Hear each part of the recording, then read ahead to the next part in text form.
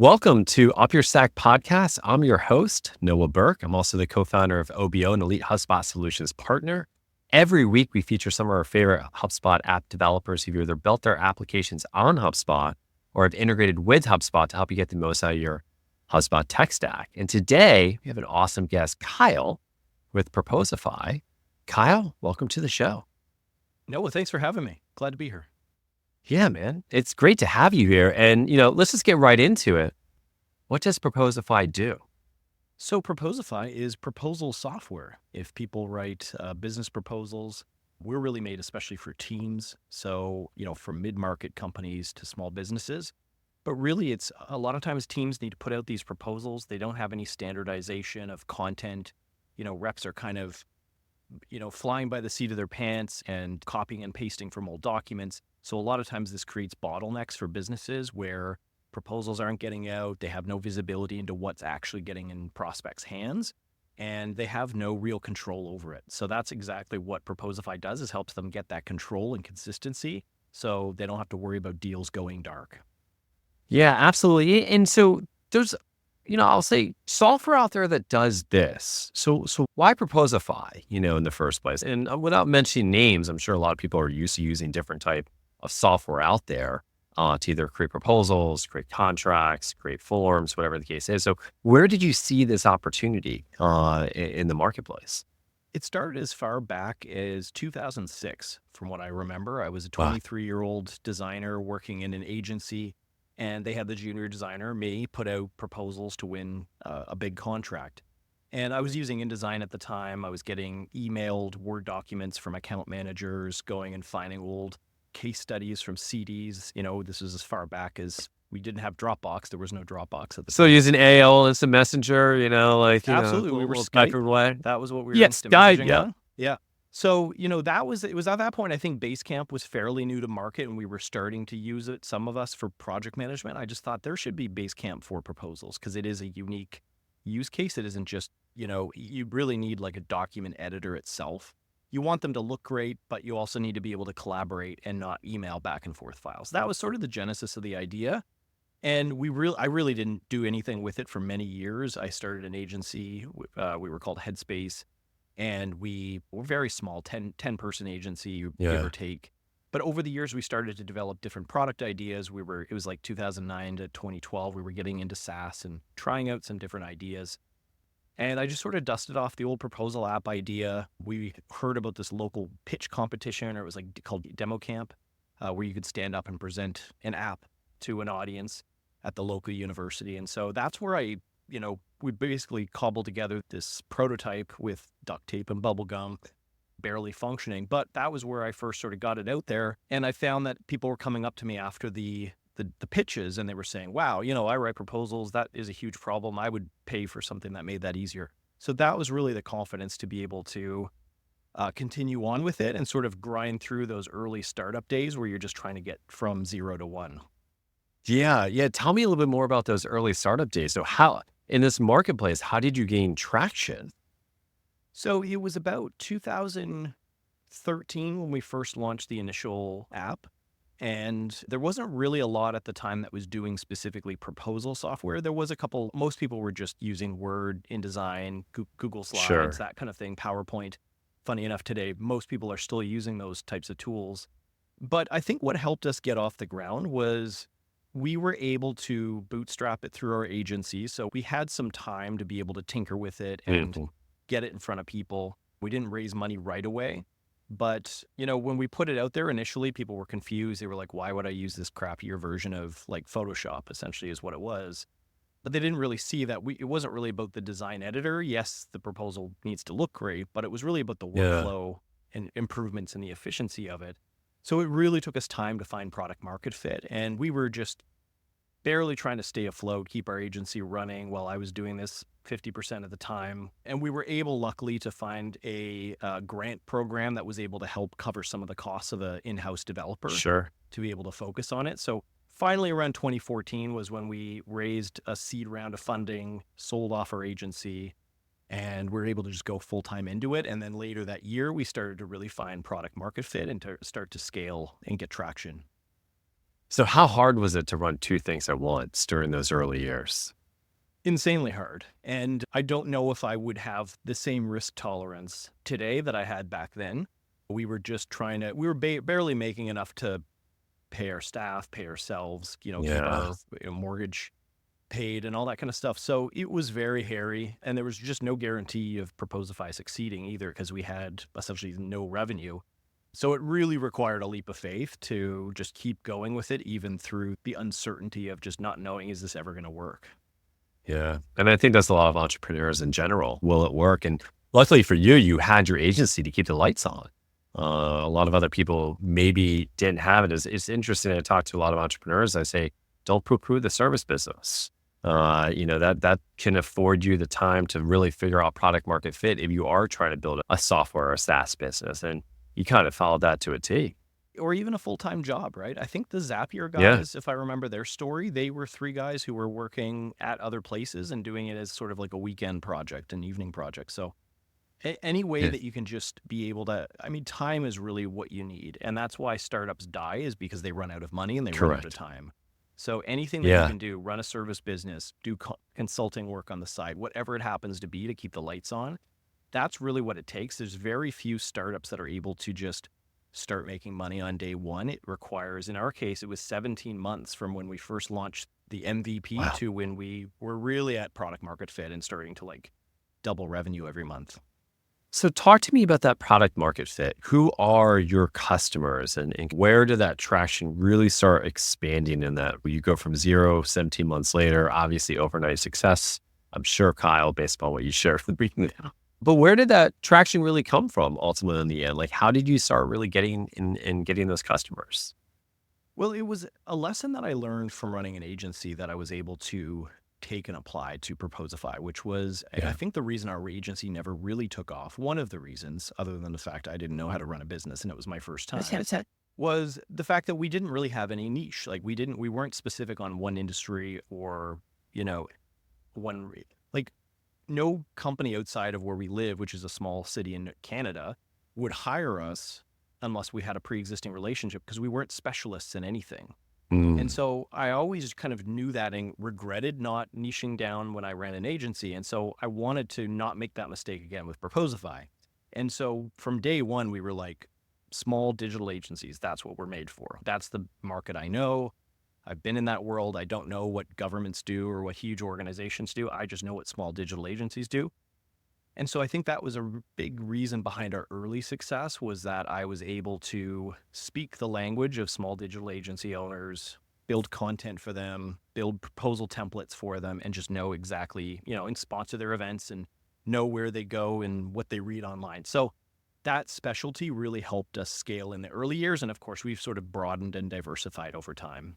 As listeners have probably heard me say before, riches in the niches. I know that's the most common phrase ever. I obviously didn't come up with it, but I think that's great advice for any entrepreneur. And it's a common theme for most of the app companies I've talked to, is they really focused on a particular niche to start off with. Now, granted, that can expand over time, but figure out what your market is. And that's as important for a software company as it is for an agency to be able to do. One of the things you'd mentioned earlier is slides or PowerPoint presentations. And you had alluded to that, maybe that's really where you're overcoming complacency that people already do a good job putting together proposals. Talk to me more about how your product really differs from what people may be doing on a day-to-day basis now and how they would benefit from this. So if people use Google Slides or PowerPoint for proposals and it works for them, no problem, right? If it's not broke, don't fix it. But at the same time, the reason why companies will typically come to Proposify for help is because they say, okay, we've got a Google Slide template or a Word doc template or something similar. And as their team is growing, as they're adding more salespeople to their team, they're finding that people aren't using the right things. Yes. It's not really modular. Like, you have to know which slides to copy and paste out of and which text to copy and paste. And maybe your pricing is in a spreadsheet, so you've got to paste that into the document. So there's a lot of manual entry, a lot of cut and paste that's making these things very not only time consuming. Sometimes people are saying it's taking us weeks to get out a proposal. And by then maybe the prospect's starting to lose interest or look elsewhere. So there's the speed aspect of it, but then there's also the professionalism of it. So they'll say like, we have a great template, but by the time the reps sort of do their copy and paste and don't know how to format properly, it kind of looks like a dog's breakfast. And the marketing team is embarrassed by what's going out because it's using the wrong branding and the wrong content and the wrong everything. So really it is the control aspect. Maybe the sales leader also has a discounting policy, but reps are sort of bypassing it and just throwing in discounts or changing terms without really any approval. So that's why we really position more so on the control and consistency more than anything else. We don't position as much on the design aspect of it because you can get a great looking proposal in PowerPoint, slides, InDesign, Sure. but it's hard to do both. And that's what we do really well. Well, I know from experience that it's always a challenge because you have this master slide deck with hundreds of slides. It's up to the rep to pick which ones go in. And you're like, well, hold on a second. We don't want to use that, particular image over here. Why are we still using that image? Well, this color has to match here. And, proposals are a living, breathing item. I mean, even in our own company, we don't necessarily stay static. The same type of proposal and presentation we would share with a client has morphed over the years. And I say it's not continuing to morph because business needs change and who we're selling to evolves and what they're looking for is different. And so what I'm really hearing is this is a great mechanism to not only save a lot of time for clients, for who's putting out the proposals, but enabling them to have consistency across what that product looks like, what they're actually delivering to the clients. If someone's going to switch to Proposify and say, or maybe just start adopting it, you mentioned earlier, they're adopting it for the area of consistency of generating these proposals, but what else are they seeing? What are some of the other benefits they're getting from this? So visibility is a big piece, right?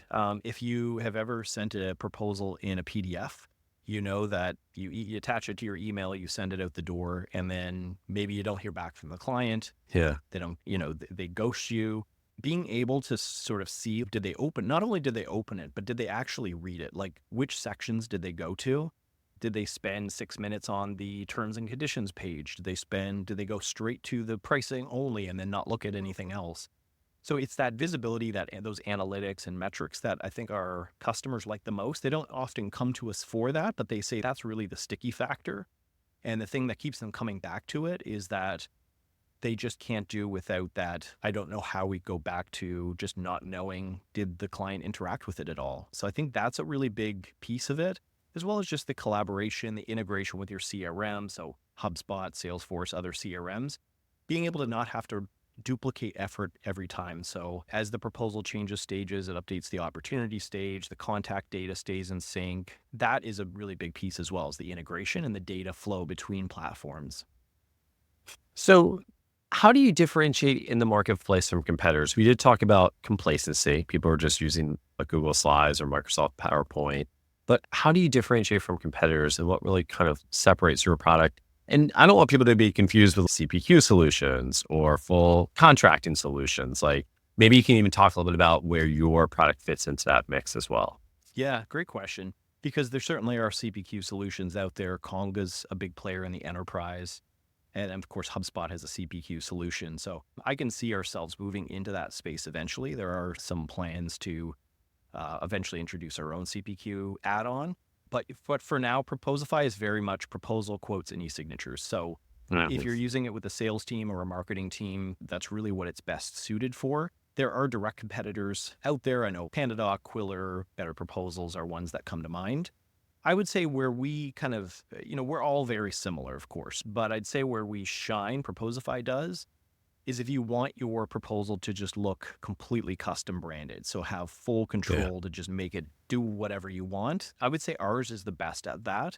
I know PandaDoc is very kind of rigid in what you're able to do. It's more of like for the signature piece, like it's very strong in that area. So I'd say that's probably, and then, there's also HubSpot quotes, right? Which people can use HubSpot quotes for just getting numbers out there. But again, what HubSpot quotes, at least for now, doesn't do is if you want to do more than just show the numbers, you want to tell your full story, you want to include video and interactive elements in your proposal, it's not great for that. It might just be good for getting an estimate out the door. Yeah. And so kind of going on this particular path, who is a great fit for Proposify? So what type of customer, and then what are the roles inside those customers who say, hey, we need Proposify at this organization? And I think you alluded to agencies earlier, but I'm sure it's grown since then. Yeah, we still support agencies. We still support small businesses. So if you're an individual or a small team that want to just get something up and running and get started to get those efficiencies and those metrics, we could be great for that. But I would say where we really focus our effort and our positioning and our go-to-market around is a mid-market company. So if you're 10, 20, 30 sales reps or more and growing, that's the best time to adopt Proposify because it lets you get set up with your template, your content library as you're scaling.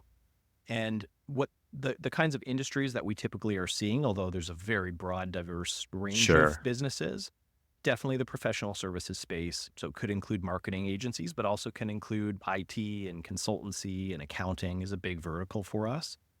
We see a lot of landscaping, janitorial, fencing, roofing, engineering, those types of things. So a lot in the kind of construction space and like maintenance and facilities. I think those are probably, I think they're often overlooked, those industries. High ticket B2C space, because oftentimes, proposals, the first opportunity someone's going to really have to interact with your brand and interact with your company. And it sets a precedent and a tone based upon the level of professionalism that you put out there. At OBO, we really pride ourselves to make sure that we do very good. That first interaction is huge. Tools like Proposify just make our lives easier at that point versus not necessarily leveraging those tools. And then we can have inconsistency in whatever that product's going to look like. It's easy to your point when you have a small team. It's difficult when you have a large team. And I think you really are solving for that large team issue and challenge that companies and organizations have, which is awesome. And you kind of alluded to this earlier, but how do you kind of fit into the HubSpot ecosystem? What gaps are you filling in it right now? Yeah. So with HubSpot currently, HubSpot CRM in particular, that's really where we fit in. So if you're using, let's say, a document editor like Google Docs or Google Slides to create proposals, oftentimes you want to get data into your proposal and data from your proposal back into the CRM, which those tools don't make it quite as easy to do.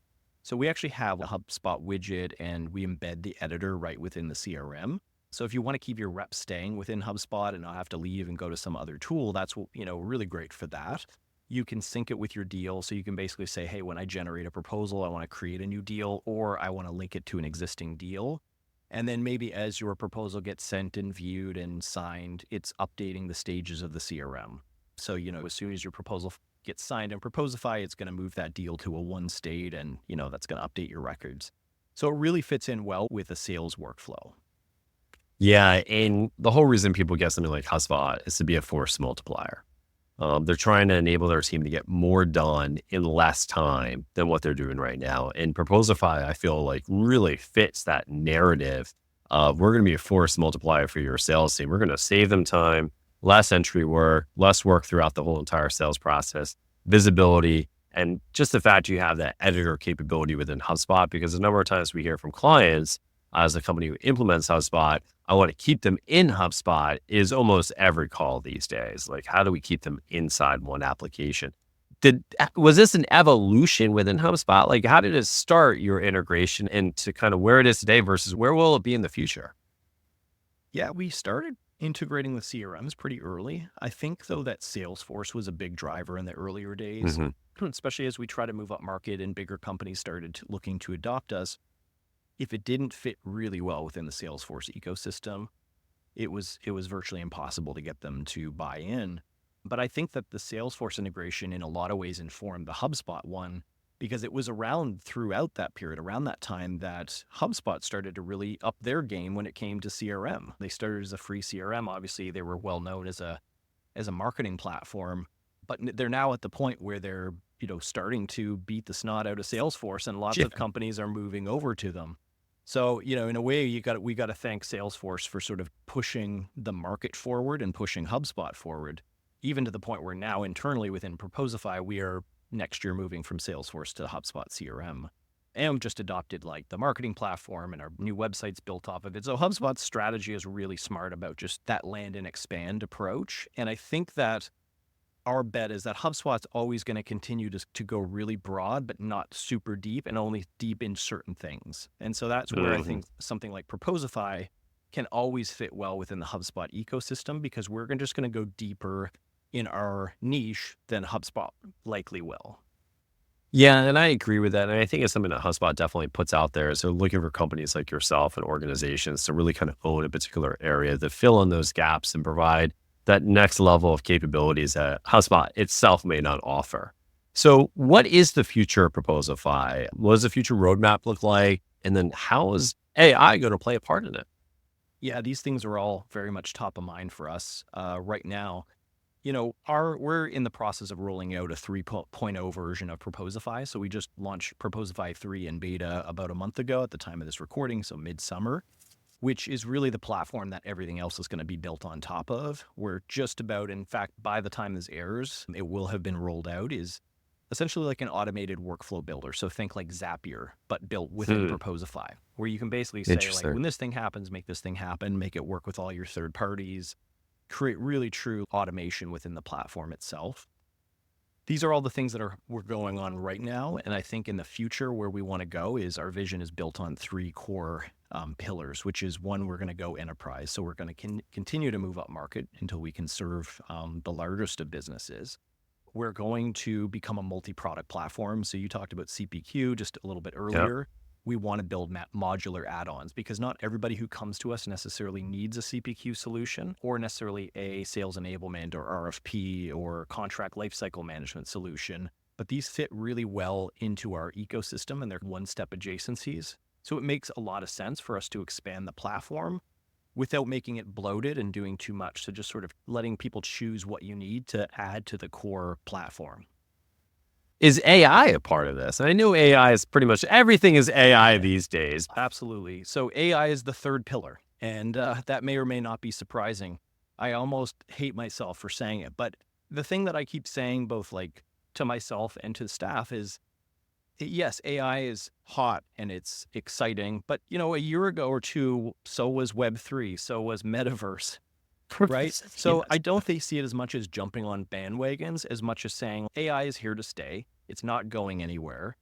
And, we can try to be cool and avoid it and get left behind, or we can be a part of it. And it really is one of the biggest revolutions in technology since the iPhone, right? So agreed. For us, I see AI for Proposify in sort of 3 key areas. So one is the most obvious one, which is you want to be able to generate content and documents very easily. I see that as sort of the most basic onboarding play, right? Because if people want to get control and consistency of their proposals, you probably don't want AI spitting it out every time. But what you might want is to be able to say, hey, here's what we're doing now.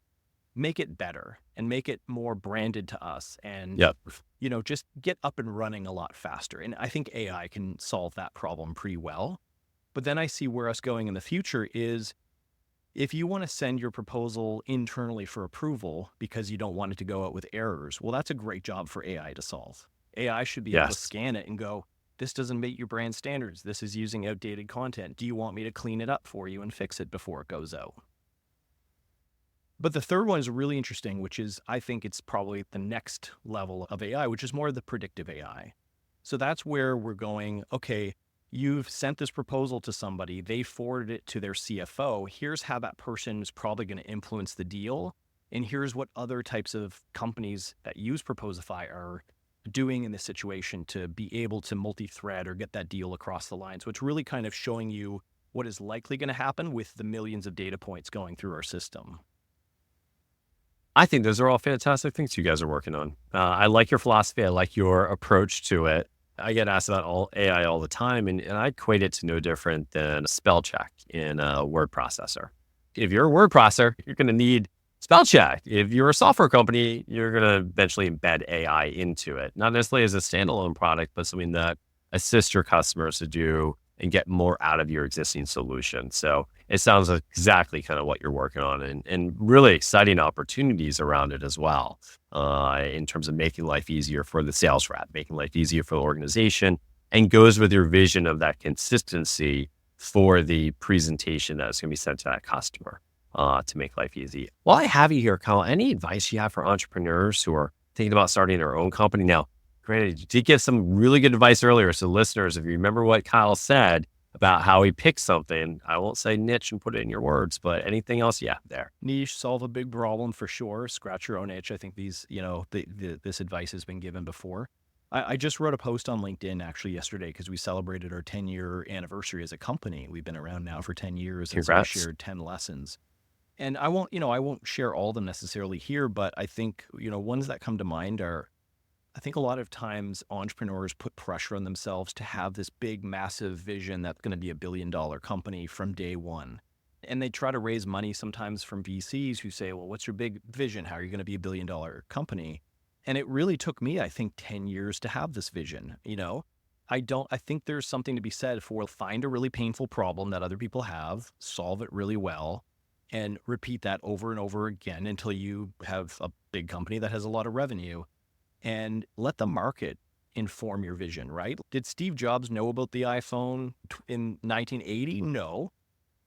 But he knew that, hey, I want to build this thing, and time, technology, the market, consumers decide where it goes from there. So don't put too much pressure on yourself, but do just really focus on customer pain, stay close to them, and keep talking to them even after you don't have to.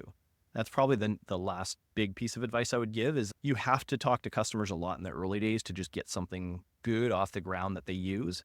But once you start to grow revenue and things become a bit more predictable, there's going to be a tendency to just pull away and say, I want to get more time back.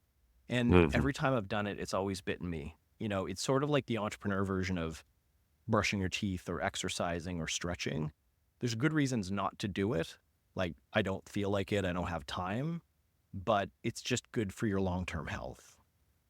That is excellent advice. Not just talking to maybe customers who are unhappy, disappointed, but also talking to your best customers, the ones who love you, because they tend to tell you exactly what will help another customer love you as well. So, Kyle, excellent advice. This has been fantastic. Thank you so much for coming on the show today. Thank you, Noah. I appreciate you having me. Yep. And listeners, thanks for joining us. That wraps it up. Again, UpYourStack. We talked to some of our favorite application companies, software companies who've either built their apps on HubSpot or integrated with HubSpot. Kyle, if people are interested to learn more about Proposify, one, how do they find out information about you? And how do they find information about Proposify? So if people want to connect with me, Kyle Racki is the name. I'm probably most active on LinkedIn if people want to connect with me there. And then the company itself is Proposify, Prosos. No, wait, I can't even spell it. Half the people I meet can't even pronounce it. So I'm sure there'll be a link in the show notes. Tongue twister. It is a bit of a tongue twister. We wanted to be very clear. We are about proposals. Proposify.com is how people can, sign up for a trial or, request a demo. But actually, if they go to proposify.com/SOP, we just launched this year our latest report where we're sharing all of the data that we've actually used machine learning to crawl through all the data and find interesting insights about what little things can you do that will increase the chances that your proposal will close.